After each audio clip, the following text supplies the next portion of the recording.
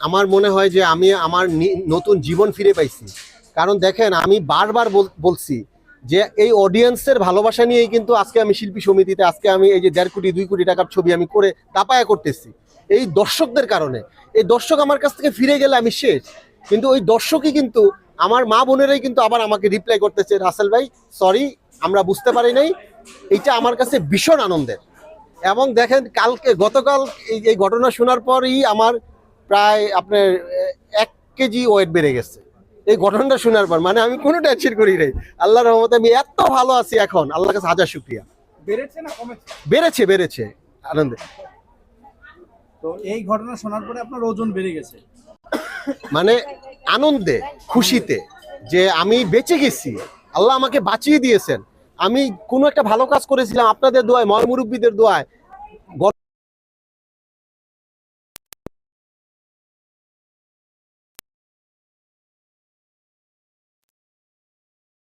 আমি বলবো না যে আমি শুরু করব না, যদি শুরু করি অবশ্যই আপনাদেরকে জানায়া খুব সুন্দরভাবে শুরু করব ইনশাআল্লাহ। আচ্ছা রাসেল ভাই, আরেকটা কথা আমরা দেখেছি গতকালকে, আকাশ নিবিড় বলেছে বর্তমান স্বামী যিনি দাবি করতেছেন, তো 5 নম্বর, তো বলছে যে আমি আর বর্ষা চৌধুরী সিম্পেথি বা প্রেমে পড়ে গেছি, এরকম একটা কথা বলছে। তার মানসিক যে অবস্থা ছিল সেটা থেকে পরিত্রাণের জন্য আমি তাকে বিয়ে করেছি। আপনি এরকম একটা কথা বলেছিলেন একটা সময়, এটা সত্যি হইতে পারে? এমন কি আছে তার মাঝে যে সবাই আপনারা এরকম প্রেমে পড়ে যান? না, এটা হ্যাপটোটাইজ করে ফেলতে পারে, এটা আমি অস্বীকার করব না। যে কোনো ভাবেই হোক, উনি তো বিয়ে করছেন। দেখেন, আমি ওই সাংবাদিকটাকে থ্যাঙ্কস দেই। কেন থ্যাঙ্কস দেই? ওই সাংবাদিকটা কিন্তু 2 মাস সংসার করার পরেও তাকে নিয়েই সংসার করতে চাচ্ছে। আপনারা কথাটা কিন্তু বোঝার চেষ্টা করবেন। যদি সাংবাদিক তাকে 2 মাস তার সাথে সংসার করার পরে যদি সংসার করতে না চাইতো, তখন তাকে আপনারা দোষ দিতে পারতেন। যেহেতু সাংবাদিক, সে বলতেছে আমার বউ আমার কাছে ফিরে আসো, এবং সে বউ চাচ্ছে, আমি মনে করি বাংলাদেশের 16 কোটি মানুষের এই সাংবাদিক ভাইকে সহযোগিতা করা উচিত। কারণ উনি তো চাচ্ছে, উনি তো ফাঁকি ঝুঁকি দিতে চাচ্ছে না। কিন্তু উনি একজন মেয়ে হয়ে তার লিগ্যাল হাজবেন্ডের কাছ থেকে কেন ফাঁকি ঝুঁকি নিতে চাচ্ছে, এটা আমার এখনো মানে মাথায় ধরতেছে না।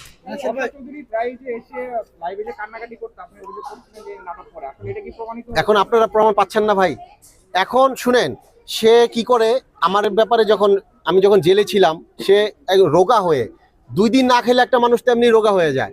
2 দিন না খেয়ে রোগা হয়ে ছবি তুলতো, অনেকগুলা ছবি তুলে রাখতো, অনেকগুলা ড্রেস দিয়ে তুলে এই ছবিগুলা বিভিন্ন সময় পোস্ট করতো। যখন ছবি তোলা শেষ হইতো, তখন ভরপুর খেয়েটে আবার সে আগের মতো চলে আসতো।